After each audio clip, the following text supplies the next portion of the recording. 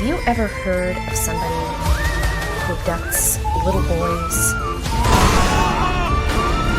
Room below's got some horrible smells. We don't want to go in there.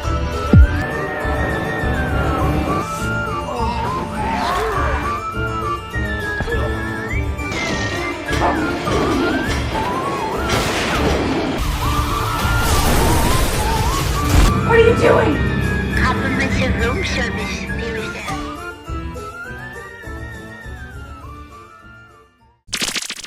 Hello and welcome to another Dollar Store Drive-In. I'm your host, Laura. I'm Joel. And we're the Newly Deads. And if this is your first time tuning in, welcome. This is a half-hour chat show where we talk about a movie that we've watched. And if this is not your first time, welcome back. We appreciate you tuning in, and hopefully this is something that you're enjoying because we enjoy doing this together. Yes. If you are listening to this, because this is also a podcast, you can usually find it on Spotify because that's where I upload it. I'm not sure where it goes after that. But this is a visual show, so you can listen to it, but we highly recommend that you find us. And you can do that by going to thenewlydeads.com for all of your Newly Deads needs. On that website, you can find information about all of the places that we show this particular show, along with other things that we do. So Mr. Newly Dead does a blog post where he talks about different movies that he's watched and reviews them. Occasionally, I will do small businesses. If you have a small business that you would like me to review, you can contact me at contact@thenewlydeads.com. We also do several different kinds of little YouTube short form videos. So he does unboxing videos. Occasionally we'll do like a follow us around video, which has been a hot minute since we've done that. But we also do a snack video called Sinister Snacks. He's been uploading some of our past ones and showing those. And then we've recorded a few recently. So those should be being posted here in the next few weeks and stuff like that as well. But this is not why we're here. We're here to talk about a show that we watched, a movie that we watched.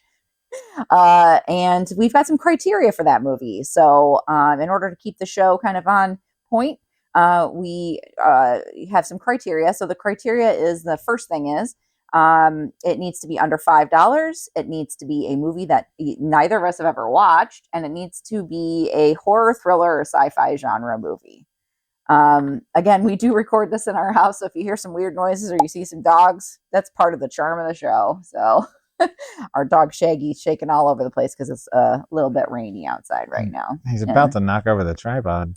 And then Bailey's sitting on Joel's lap. You can probably see his little face. He's just chilling. He likes to sit on my lap. He does like to sit on your lap because you're his papa. And Code Orange is coming, so maybe we'll have to do some Follow Me Around this year. We kind of negated last year. We're just living life. But maybe this year we'll do one or two. We'll see. We'll see. I kind of want to do something a little bit different with Code Orange and just do like a local kind of thing, or like a small artist, spooky artist, that kind of thing. That'd be kind of fun. We got a lot of artsy friends. We do. But we watched a show. I keep saying right. show. A movie. In the movie business, they call it a show. It is a show. Movie, so it's okay. It's acceptable. Yes, we watched a movie called The Dead Center. Is this one of the new ones that we got?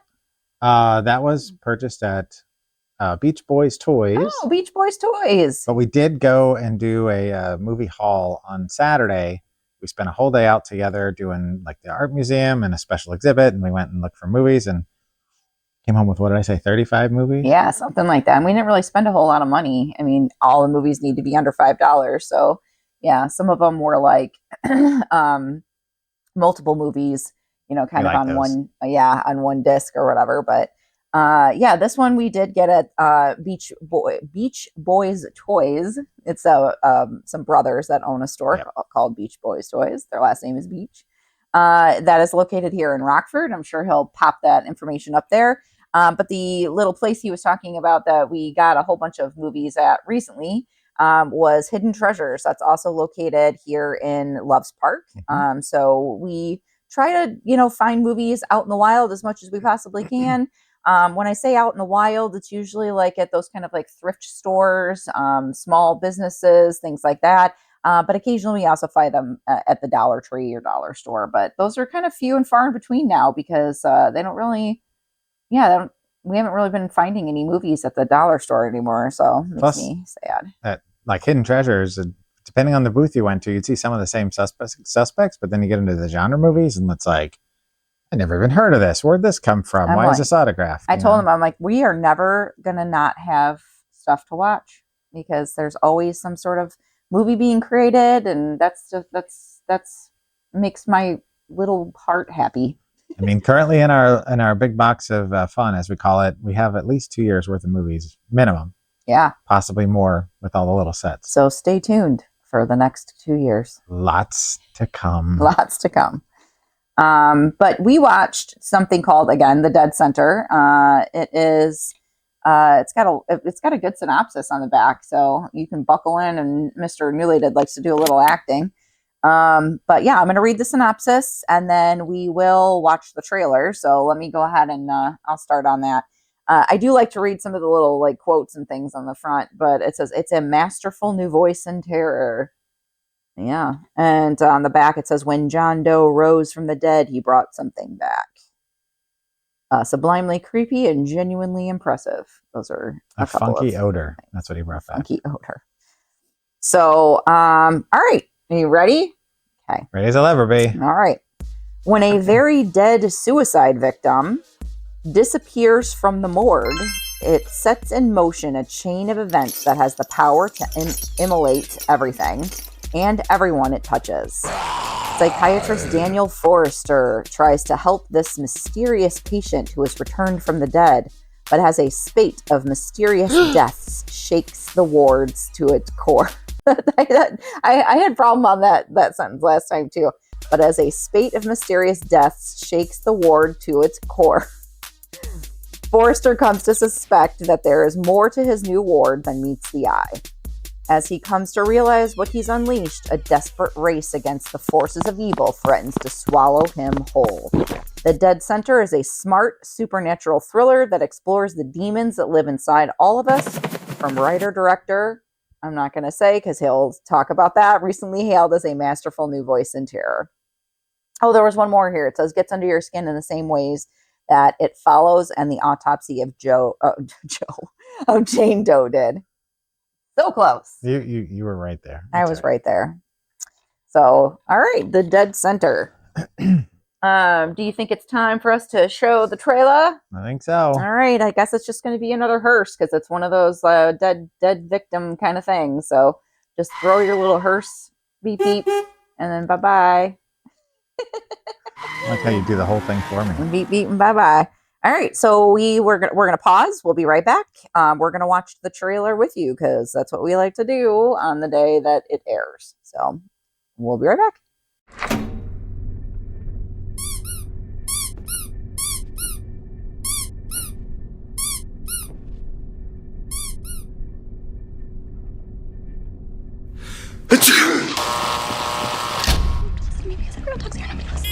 Nothing helps here. I'm not getting better. I'm gonna die. You're gonna die. Nobody ever gets This is an emergency psychiatric ward. We can only keep patients for a short amount of time. You are afloat on a sea. The waves are calm. Help me. Do you know how you came to be here? Nope. I died. And I came back. Listen to me. Did you hurt someone? I want to see my son right now! When this thing gets what it wants, you won't be able to stop it. No one will. I know you're scared. Nope. What the hell happened in there? We're all calm here. Nothing's gonna hurt you. What is it that's inside of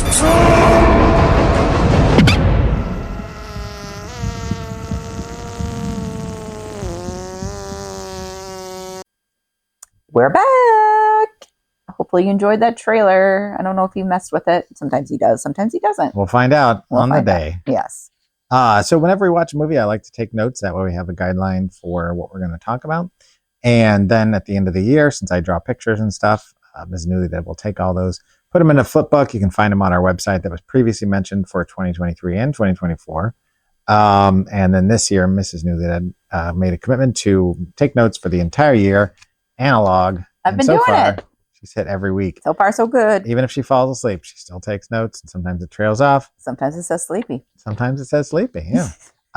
So at this point, I'll show you what I've got on mine, and then you can explain to the audience. And then, at the end of the year, you can go check it out if you want to see what was on here. Part of the fun, right? It is part of the fun. You drew that creepy mouth hole thing. Oh, no. Yeah, we were saying oh, no a lot. You drew a little spiral. It looks like some bloody, like, black spots everywhere, kind of, and a pumpkin.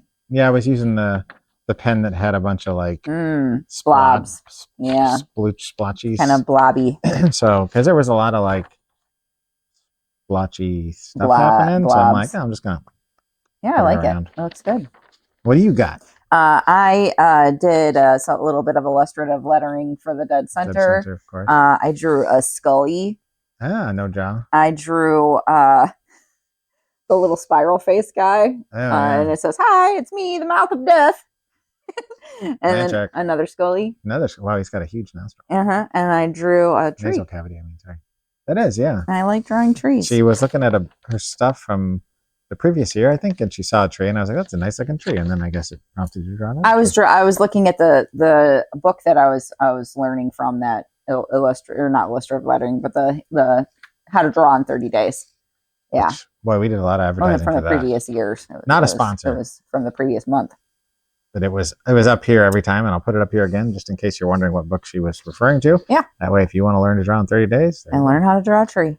That's right. So The Dead Center is from 2018, currently sitting at 5.8 out of 10 on the Internet Movie Database. That's like Oscar winner for what we typically watch. Yeah.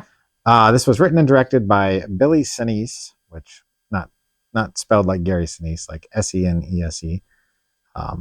And he is known for writing and directing Tucked Away, which I don't know what to think of that.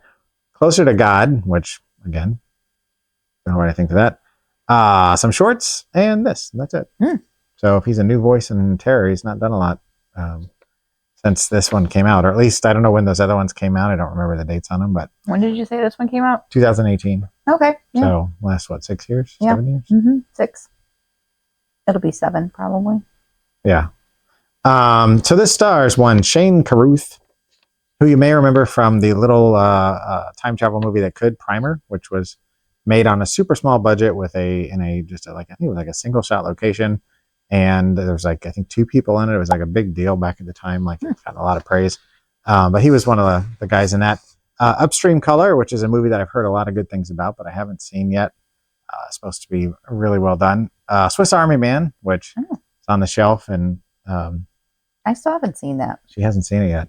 People always say it's the farting corpse Yeah. movie, but there's so much more to it than that. Yeah. Daniel Radcliffe and Paul Dano. Why are you licking my pants? I haven't said that in a while. Anyway, if you've not seen it, it's one of those movies that makes you go, "Huh, what am I doing with my life?" In a good way, not in a bad way. Yeah. He was also in some shorts and some TV stuff. This also stars Poorna Jagannathan, who was in She Hate Me, which I believe was a Spike Lee joint. The Weatherman, which was a Nicolas Cage film, which you may remember the cover with him and a bow and arrow, I think, and got, like bird poop on him or something. The Circle, which is the Tom Hanks, Hermione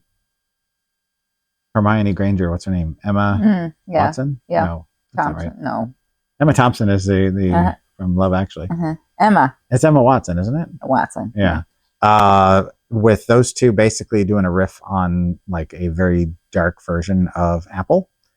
And Mile 22, which was the Mark Wahlberg movie. I think it was a Netflix original, and then a bunch of TV stuff.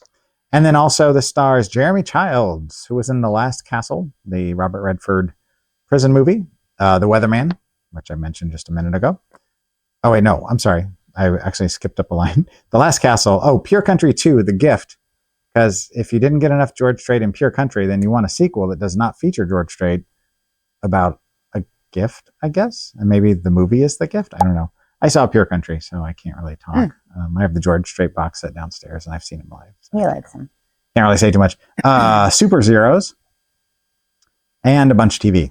So sorry about that, Jeremy Childs. You were not in The Weatherman. That was porno.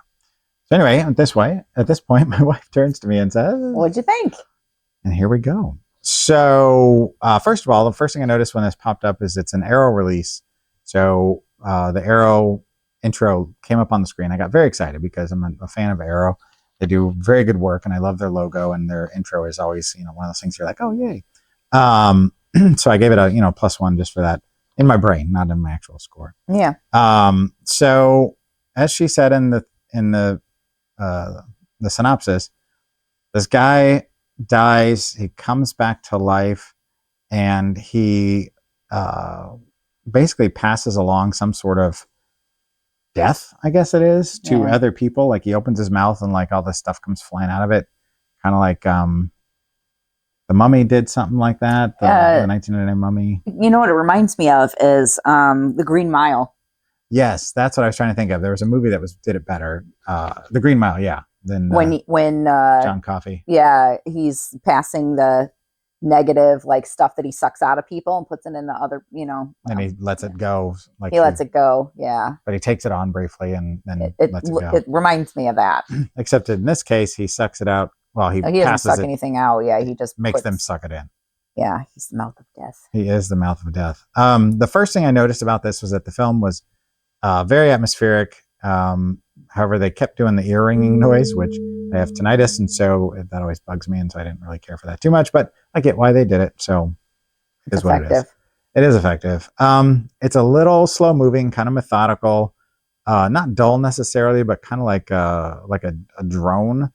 And I don't mean like a flying drone, but like a dirge, just like a very steady kind of, like you feel like something bad is going to happen, but you don't know when, where, or how. I like those kind of movies. It's not really a slow burn per se, but it's got kind of a persistence to it, I guess. That's a good way to put it, because I was like, it's not a slow.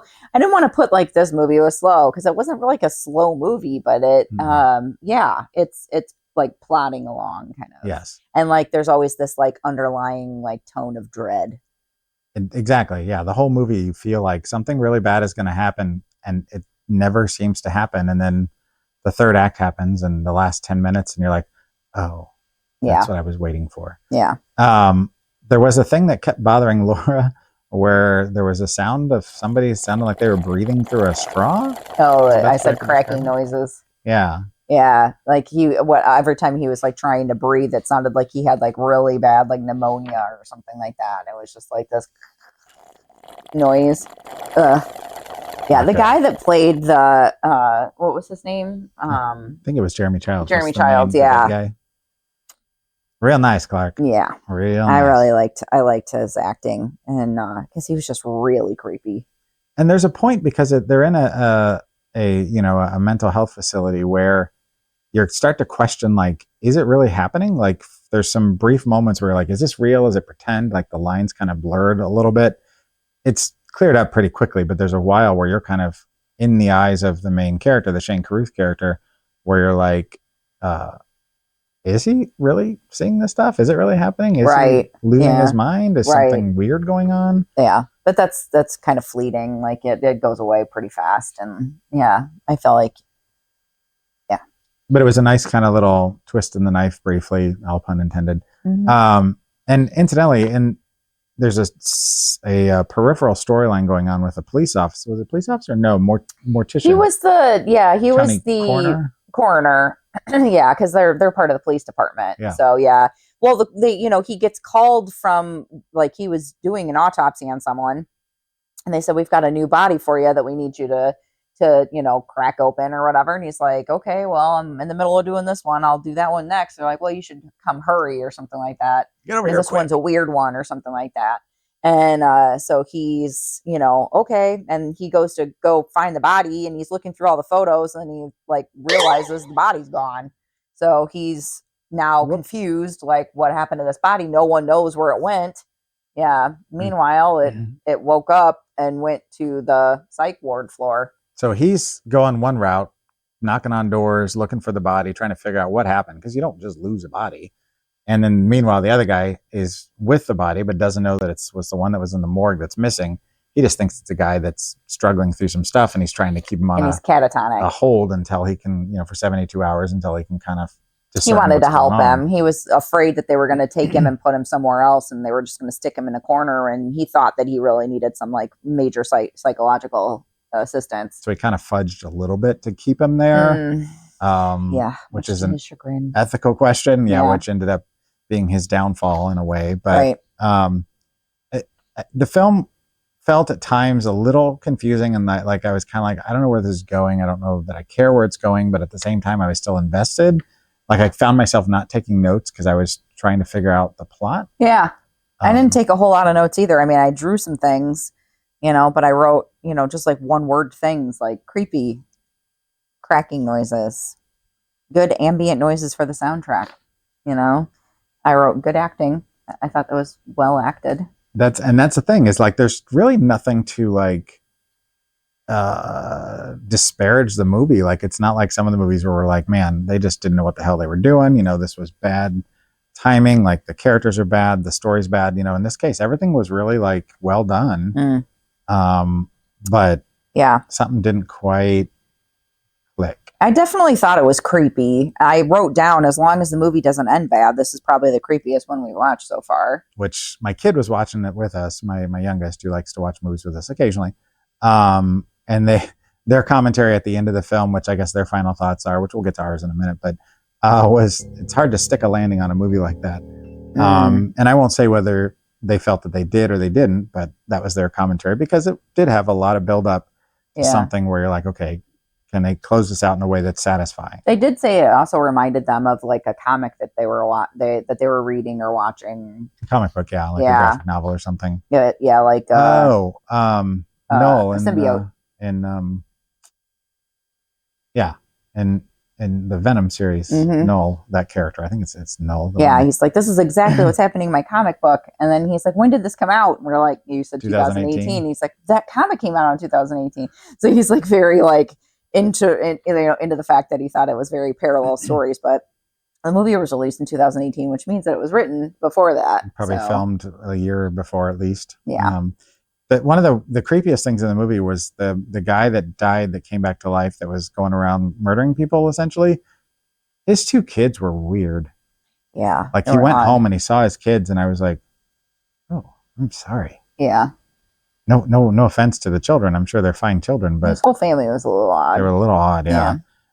They did do the whole wide jaw death scene. So if you're familiar with The Grudge, specifically the remake, like that opening scene with Michelle Trachtenberg, where she's in the closet, imagine that, but just over and over and over again. Which is always creepy to me. Yeah. And like, people were just like laying there with their mouths agape with like, but it was like black, because he was like spitting black stuff into people's, faces or whatever. They'd get all these like veiny looking lines around their mouths, and then they would like have this black stuff everywhere. And it was very effective. Yeah. The special effects part of the post murder special effects were well done. Yeah. It did pick up in the third act. Like I said, I wasn't sure where it was going. And then in the third act, it did get to where I wanted it to go. And I actually was like, okay, I'm invested now. Let's see how this plays out. And needless to say, that if you have a choice between a syringe full of some sort of strong sedative that will take down a horse versus a crowbar, I'm either going to bring both, or I'm going to stick with the sedative first and keep the crowbar at arm's reach, because I feel like that could have been a little more effective. Yeah. With kind of some of the things that happened. Right. But it is what it is. Yeah. So do you have some final thoughts? Are we at that point already? I mean, I feel like it. I think we're pretty close. So my final thoughts were, there was good and bad, but not enough of either. And that was exactly my Letterboxd review as well. So you're kind of like in the middle. I'm in the middle on it. Like, meh. I enjoyed the ending. I liked aspects of it, but overall I didn't care about the characters. And it just felt kind of like an exercise in creepiness. I cared about the creepy, like, dead guy more than I did like the other characters in the movie. Yeah. I liked this movie. I thought it was creepy the entire time, and sometimes when I get scared, I'll pull my hood up or whatever, and like I had my hood tied and stuff because I was like, something bad's gonna happen, and like I just know it because he's just sitting there with his eyes just like cloudy, kind of just staring a lot, and the guy's like getting super close to his face, kind of thing, and I'm just like that kind of stuff creeps me out. So my final thoughts are: if you like creepy, semi-religious. They didn't really talk about God or Satan not per se. It was something from the nether realm kind of thing. If you like those kind of movies about possession, then this one's for you. There you go. Yeah. And then, so what would you give it for your rating? I'm going to say out of spirals. Oh, Lots of yeah, spirals. that spiral, which I drew that spiral on there. So for me, I ended up at a 1 out of 5. Oh, sad. Yeah. I did 4. Wow. I really liked this movie. I mean, that's good. We got to have ones that we actually appreciate every once in a while. These are the kind of movies I like. The creepy, those kind of movies. So if you're into those kind of like they said, the Autopsy of Jane Doe kind of feel. It's a much better movie in my I opinion. agree. Yeah. But like, I feel like this is like in the same vein. What was the other one they said? They said It Follows. Which, of course, I like that movie. So I don't know, different strokes, but I'm not saying that my 1 is any reason not to watch it. I feel like you should give it a shot. It is worth watching at least once, but yeah. All right. Well, Wait. I'm gonna blow it up anyways. Nope, not yet. I'm not gonna blow it up. Well, you can, but you gotta. I know. I'm gonna blow it up anyways. Oh, she's doing it first. Pew, pew, pew, pew. Lots of blowing up.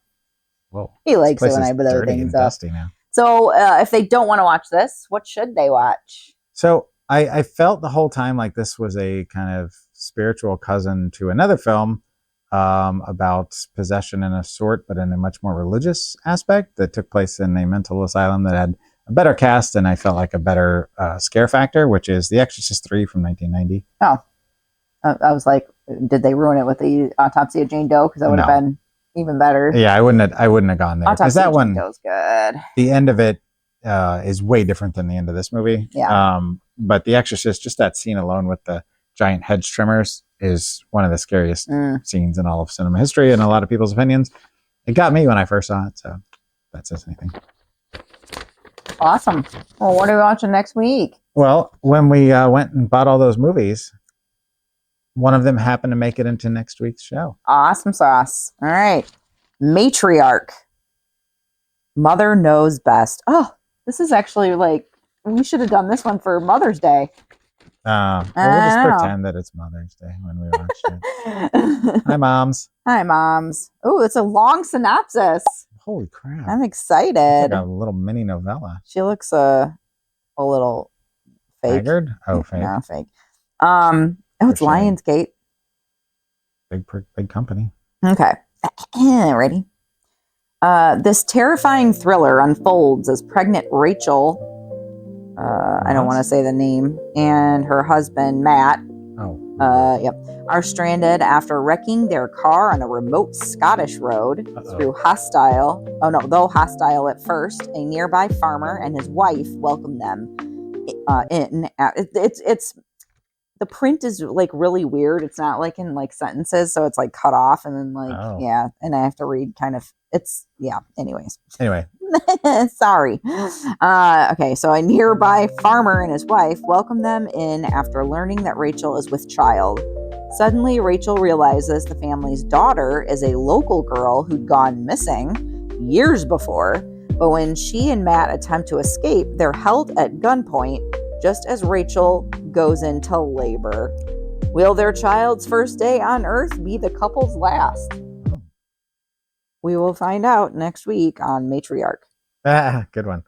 Yeah, we were looking for just stuff that we hadn't seen before, obviously, but then also stuff that seemed a little bit off the beaten path because we saw a lot of stuff and we didn't get all of it, but we got the stuff that kind of piqued our interest. Yeah. We didn't read the synopsis on most of them. Nope. I had her read some that I wasn't sure about just so I didn't know what they were about exactly, but from 2019. This one looked like it fit the bill and was not something we maybe would have found elsewhere. So yeah.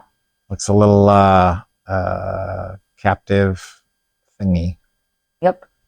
but not in a don't breathe creepy kind of way. farmers. Yeah. Yeah. Which Detroit, creepy. Yes. All right. Well, that's the end of the show. That went fast. That's it. Yeah.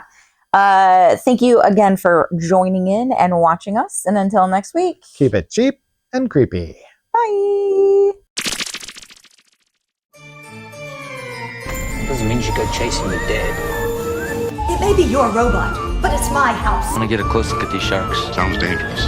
Well, I'll be careful.